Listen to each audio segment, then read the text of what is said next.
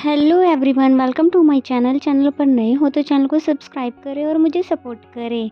तो ये इस ड्रामा का हिंदी एक्सप्लेनेशन का एपिसोड 2 है।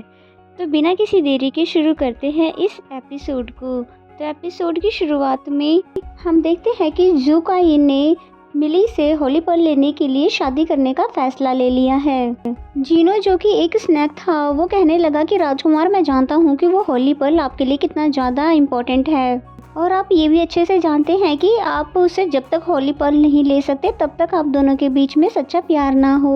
ऊपर से होली स्प्रिंग वाटर भी बहुत थोड़ा सा रह गया है जो कि आपकी बॉडी को एनर्जी दे रहा था। तभी जू काई बोलता है, इसीलिए तो मैंने राजकुमारी से शादी करने का फैसला किया है। पहले उसको मुझसे सच्चा प्यार करना होगा, तभी मैं अपने मकसद में कामयाब हो पाऊंगा। खैर, पहले जाके तुम उसकी हिफाजत करो। दूसरी तरफ मिली अब बहुत ही ज्यादा थक चुकी थी, जिसे अब काफी भूख भी लग रही थी कि तभी उसे यहाँ पे कुछ लड़के देख लेते हैं जिन्हें ये बहुत अजीब लग रही थी कि शायद ये किसी दूसरे शहर से आई हो। वो सभी लोग इसे मिलकर फ्लर्ट करने लग जाते हैं, जिसपे वो मार्शल आर्ट स्किल दिखाने लग जाती है और कहती है कि तुम्हारी हिम्मत भी कैसे हुई एक प्रिंसेस को छेड़ने की। लेकिन ये सब तो उनको काफी ज्यादा फनी लग रहा था और उनको बिल्कुल भी डर नहीं लगता और फिर उसकी तरफ बढ़ने लगे कि तभी इसको बचाने के लिए यहाँ पर जीनो पहुँच आता है। फिर इन लोगों को कहता है कि तुम लोगों की हिम्मत भी कैसे हुई होने वाली रानी को छेड़ने की। इस पर वो सभी लड़के यहाँ से भाग जाते हैं।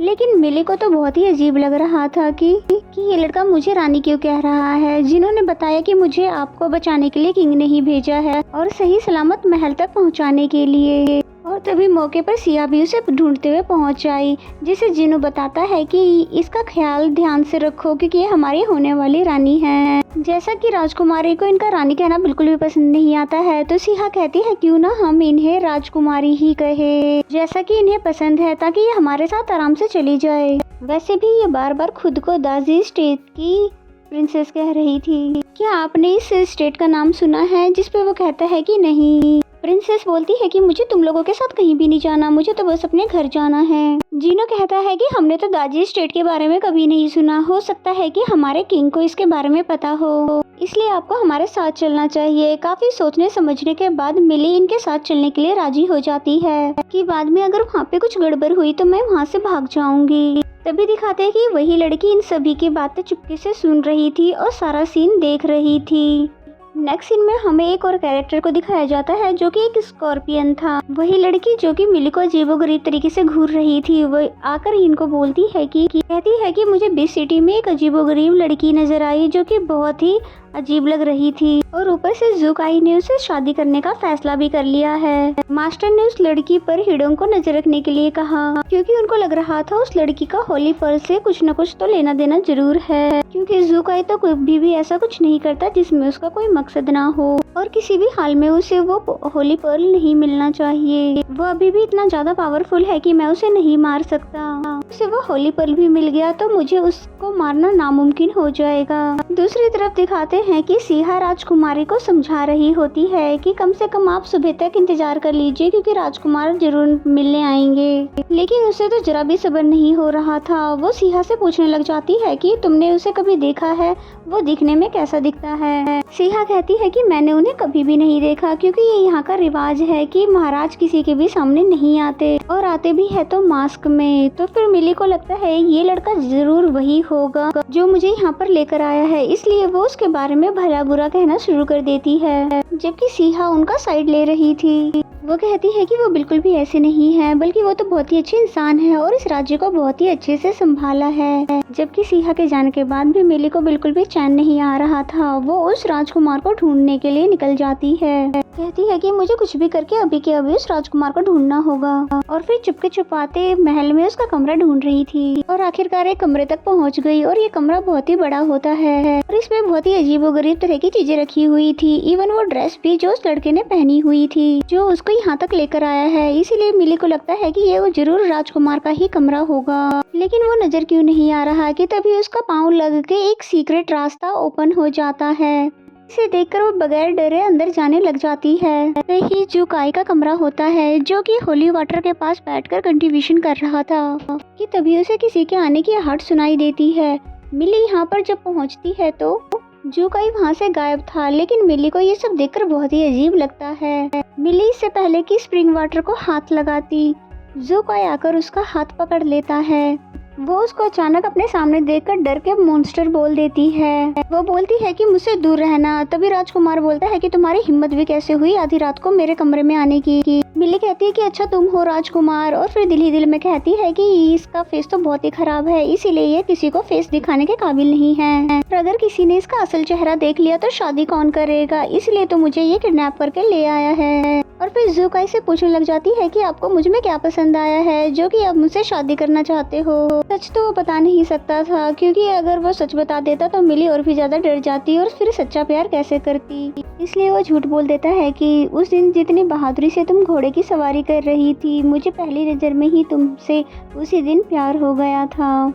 मिली उससे बातों ही बातों में उगलवाने की कोशिश कर रही थी कि मैं यहाँ से अब कैसे बाहर जा सकती हूँ, जिस पे वो बोलता है कि अब तुम बाहर नहीं जा सकती क्योंकि तुम एक बीच सिटी में आ चुकी हो। अब तो मिली को उस पे गुस्सा आने लगा था कि ये कितना ज़्यादा रूड इंसान है, और फिर जुकाई ने भी उसको डरा दिया। जिसके बाद तो वो सीधे भाग जाती है और फिर जाकर सीधे अपने रूम में ही सांस लेती है और फिर जल्दी जल्दी जाके बिस्तर पे सो जाती है। कहती है अब जो कुछ भी हो मैं सुबह देख लूँगी और अभी मैं कुछ भी नहीं सोच सकती। फिर जीनो जुकाई से बात कर रहा था कि हमने तो ये डिसाइड किया था कि आपका डे वाला रूप दिखाएंगे, पर उसने तो आपका नाइट वाला रूप देख लिया, तो अब आप क्या करेंगे। जिस पे जुकाई कहता है कि अब मैं उसके सामने हमेशा नाइट वाले रूप में ही आया करूँगा, इसलिए उसे हमें और भी ज़्यादा नहीं डराना चाहिए। फिर जीनो कहता है कि आपने वो एंशिएंट बुक पढ़ी है जिसमें होली पर तभी काम करेगा जब वो आपसे सच्चा प्यार करने लग जाए, और इसमें ये मैटर नहीं करता कि वो आपके डे वाले रूप से प्यार करे या नाइट वाले से। इसलिए मुझे लगता है कि आपको डे वाले रूप में ही उसके सामने जाना चाहिए ताकि वो आपसे प्यार कर सके।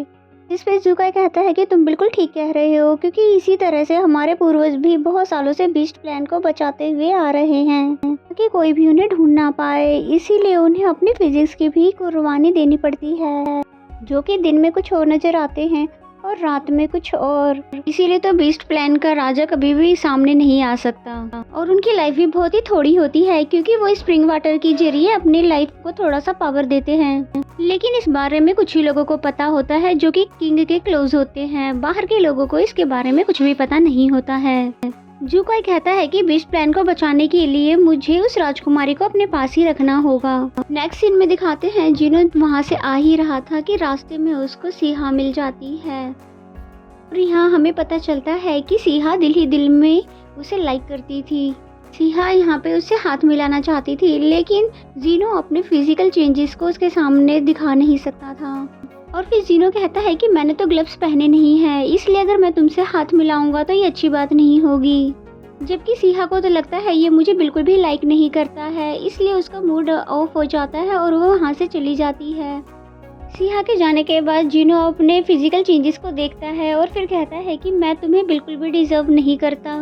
मिली अपने सपनों में जुकाई को देख रही होती है, जहां उसे जुकाई कहता है कि मैं तुमसे शादी करने वाला हूं और तुम्हें मेरी वाइफ बनना होगा। वो नींद में ही चीखें मारते हुए बोलती है कि नहीं नहीं, तुम मेरे पास नहीं आ सकते। जबकि सीहा बोलती है कि आप गलत सोच रही हो राजकुमार के बारे में, वो तो आपके बचपन के फियोंसी है जिसके बारे में आप गलत बता रही हो। इस पे मिली बोलती है कि ये कैसे हो सकता है, बचपन का फियोंसी, मैं तो उसको जानती तक नहीं हूँ, ना ही मैं उससे शादी करूंगी। जिसके बाद वो सीहा से जान छुड़ाने के लिए भागना शुरू कर देती है क्योंकि वो अब यहाँ पर नहीं रहना चाहती। जबकि सीहा तो उसे बार बार ढूंढ ही लेती है क्योंकि वो बहुत ही तेज भागती है और बेचारी मिली तो बहुत ही ज्यादा थक जाती है। नेक्स्ट सीन में हमें हिटोंग को दिखाते हैं जो कि अपने मास्टर के कहने पर नया रूप धारण कर लेती है ताकि बीच सिटी में जाकर उस लड़की पर नजर रख सके। दूसरी तरफ मिली भी अपनी कोशिशों से कामयाब होकर महल से बाहर आ जाती है। सभी लोग उसके कपड़ों को देखकर कह रहे होते हैं कि इसने इतने अजीब कपड़े क्यों पहने हुए हैं, कहीं ये दूसरी सिटी से तो नहीं आई। तो ये बात मिली भी समझ गई थी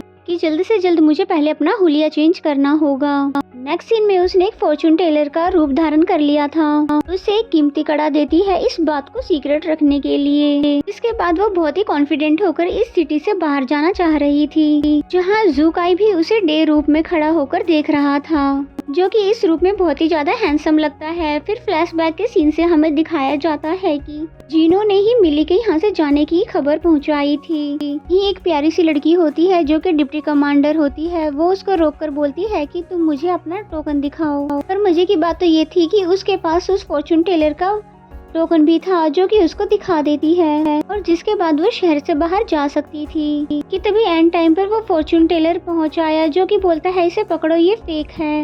ये बात सुनकर मिली भी बोल पड़ती है कि तुमने तो कहा था इस बात को तुम सीक्रेट रखोगे। तो वो कहता है कि मुझे माफ कर देना क्योंकि आपसे ज्यादा कीमत मुझे किसी और ने दे दी। यहाँ पर जीनो ज़ुकाई के पास आकर कहता है कि राजकुमारी बहुत ही ज्यादा स्मार्ट लगती है लेकिन फिर भी आपका मुकाबला नहीं कर सकती। ज़ुकाई कहता है कि मैं बात लेने जा रहा हूँ, तब तक तुम इस लड़की का ख्याल रखना। बेचारी मिली तो बहुत ही ज्यादा हर मुमकिन कोशिश करती है यहाँ से बचने की, बहुत ही प्यार से बात करती है, अमार से बात करती है, लेकिन वो फिर भी बच नहीं पाती है और फिर भी यहाँ से बाहर नहीं जा पाती है। उसने तो बहुत ही कहा कि मैं तुम्हारी होने वाली क्वीन हूँ, लेकिन उसकी बात पे भरोसा कौन करने वाला था। खैर वो भागते भागते एक ऐसी जगह पे पहुंच जाती है जहाँ पर सिर्फ मेल ही जा सकते थे और फीमेल के लिए यहाँ पे जाना मना था। अब तो ये मिली के लिए बहुत ही मजे की बात थी कि कोई भी लड़की मुझे पकड़ने के लिए ऊपर नहीं आ सकती थी। और फिर वो ये सोचते हुए अंदर चली जाती है कि क्या पता मुझे यहाँ से दूसरा रास्ता मिल जाए बाहर निकलने का। और यहाँ पर ज़ुकाई जो कि बात ले रहा था, उसे बाहर से किसी के आने की आवाज़ सुनाई दी और मिली भी उसे देखकर फौरन बाहर जाने लग जाती है। लेकिन इससे पहले ही ज़ुकाई फौरन से कपड़े पहनकर उसके सामने आकर खड़ा हो जाता है।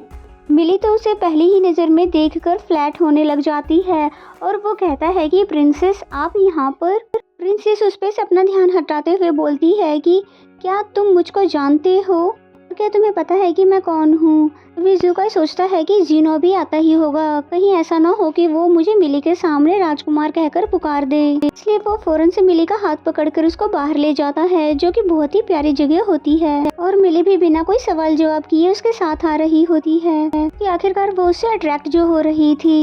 एट लास्ट वो उसको रोक के पूछती है कि तुम मुझे भला कैसे जानते हो, तुमने अभी तक मेरे सवालों के जवाब नहीं दिया। कि तभी उसके हाथ से बैच गिर जाता है क्योंकि वो लोग दाजी स्टेट से लेकर आए थे। उसको देखते के साथ ही प्रिंसेस समझ जाती है कि ये हमारे दाजी स्टेट का है। बेचारा ज़ुकाई तो उसके सामने हैरान परेशान सा खड़ा था, जबकि ये तो फौरन से उसे हक कर देती है और कहती है फाइनली मुझे हमारी तरह का कोई तो मिला।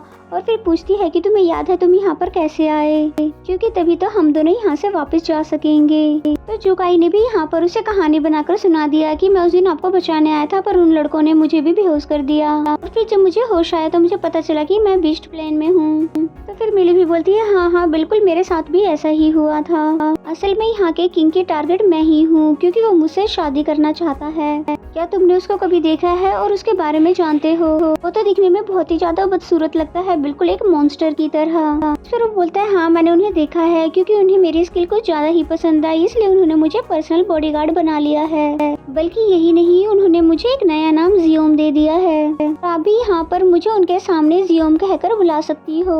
और वैसे एक बात बताऊं, वो इतना भी बुरा नहीं है जितना कि आपको लगा। जिसपे मिली कहती है कि वो कैसा है और कैसा नहीं इसे हमारा कोई भी लेना देना नहीं है। बस अपना मेन गोल याद रखो कि हमें किसी भी तरह से यहाँ से बाहर जाना होगा और वहाँ अंकल से कहकर मैं तुम्हें बहुत ही बड़ा इनाम भी दिलवाऊंगी। अब तो खुश हो ना तुम।